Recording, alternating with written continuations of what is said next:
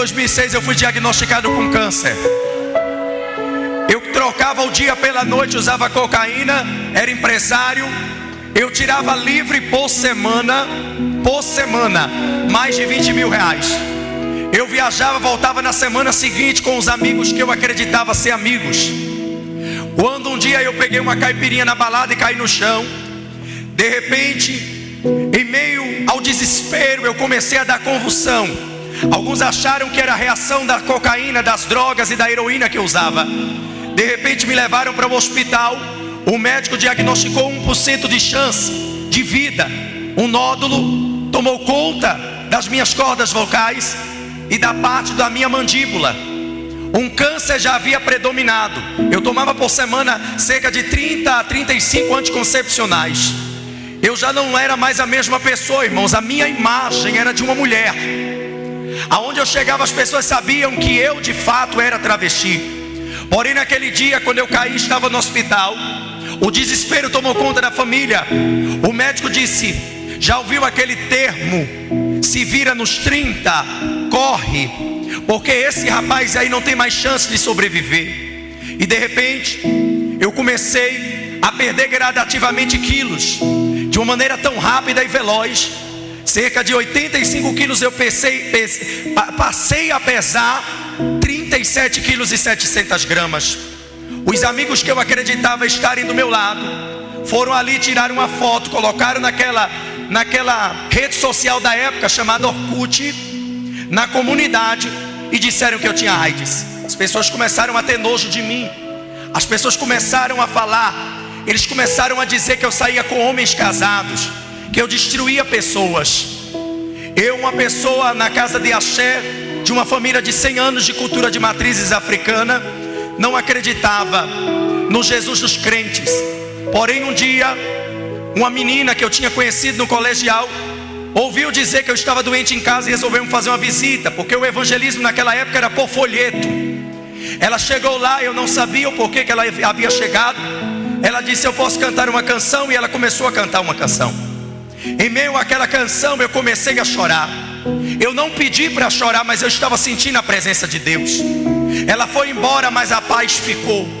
Na primeira madrugada em casa, passando mal, eu comecei a me desfazer de tudo que eu havia conquistado e fui levado imediatamente para o hospital de volta. Dei a primeira parada cardíaca, fui levado para a UTI. 6 semanas depois, Deus, por bondade e misericórdia, usou a mão de um espírita, o melhor especialista em cirurgião.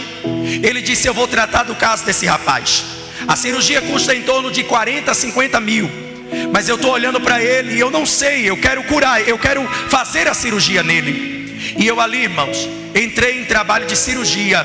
Entrei às 2 da tarde. Naquele dia eu saí às 10 da noite. Dei hemorragia, fiquei em coma, fiquei sem falar. Os médicos abriram parte das minhas cordas vocais. Eu já não falava mais. Escute o que eu quero te dizer, porque quem não acredita em promessa não vive resultado de Deus. Eu não estou aqui porque gosto.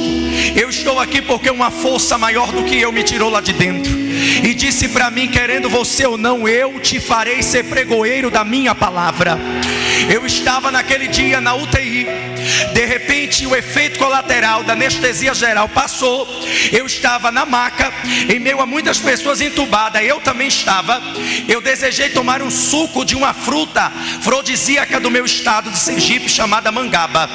E eu estava ali desejando. Eu já fazia dias que não comia, se alimentando por sonda, se alimentando por soro. Já não estava mais com 1% de chance. E eu estava ali dentro. Entrei falando e estava sem falar agora. E de repente, irmãos, era 3h40 da manhã. Eu estou contando isso, mas eu não conto. Então guarda esse testemunho. Quando eu estava ali com muitas dores, com a minha cabeça enfaixada, sem cabelo na cabeça, a beleza passa, a vaidade passa. O seio que eu carregava já não existia mais. Era uma pele e osso. Eu estava ali em cima daquela maca, esperando um abraço de alguém, esperando um apoio de alguém. e de repente eu vi uma pessoa caminhando no corredor. Eu me lembro dos extintores e eu comecei a olhar, e na minha concepção era a enfermeira, por causa do turno que ela trocava a sonda. Quando ela veio se aproximando na minha direção, veio se aproximando, eu olhei, não era uma enfermeira, era um homem. Eu disse: é o médico, ele vai me dar alta. Eu tinha esperança que eu sairia dali vivo. Eu tinha esperança que eu sairia dali com saúde. Quando eu olhei para mais perto, aquele rapaz não olhava nos meus olhos, olhava para o chão. Mas o que me chama a atenção não é ele, era o que ele trazia na mão, uma bandeja. Em cima da bandeja uma taça que nenhuma mesa posta na terra jamais vai ter uma taça como aquela. Eu olhei de novo, olhei novamente. Eu sabia quem eu era, de onde eu tinha saído. E eu não brinco quando estou falando de coisa séria, irmão. Quando eu olhei, ele se aproximou um cadinho de mim, meu corpo se arrepiava, meu corpo esquentou completamente. Não tinha ar condicionado dentro daquela sala que me gelasse. Ele olhou para mim e disse assim: eu te escolhi para que você fale da minha palavra, e aonde você chegar, você vai falar do meu nome.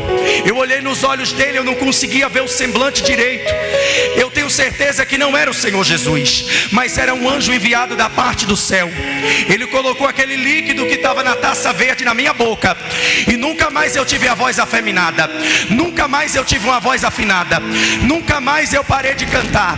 É de dia, é de noite, eu canto e adoro a Ele, porque Ele tirou-me do vale da sombra da morte. Não importa como você chegou hoje aqui, eu quero dizer que a quimioterapia, a radioterapia, eu quero dizer que o coquetel para quem está lutando contra o HIV, eu quero dizer para quem está tomando diazepam, para quem está tomando Rivotril, Deus ainda é Deus dos deuses, Senhor dos senhores. E Ele me tirou do vale da sombra da morte, irmãos, e disse para mim: meu filho, diga que eu estou voltando.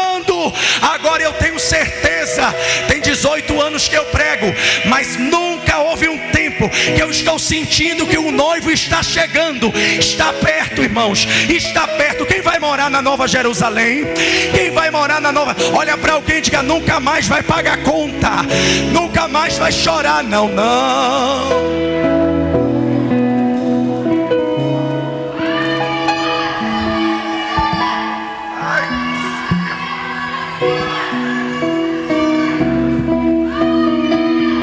Alguém que está do seu lado e diga para a pessoa: você tem fé para ver Deus agir na tua vida? Por causa dessa mulher, eu estou hoje aqui na presença de Deus. Por causa dessa mulher, eu me encontro hoje na presença de Deus. Foi ela que disse para mim: desejo dar, mas passa. Eu disse: como eu faço para sentir desejo por você? Ela falou: só encostar perto de mim que o desejo chega.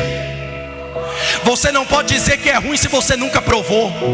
Eu não estou falando de desejo da carne, irmão. Você está me escutando que você não é bobo. Eu estou falando de promessa. Por que você está com medo de entregar a revelação que Deus colocou na tua boca? Por que você está com medo de Deus tirar pessoas do teu caminho? Pastor Albert, mas se Deus tirar, e agora o que vai ser de mim? O que vai ser? O que vai ser é que você não vai depender mais de ninguém que te humilha. Vai depender de Jesus. Você nunca mais será enganado. Pegue na mão de alguém, por favor, que eu já estou começando a ministrar, e diga: o céu tem mais, o céu tem mais.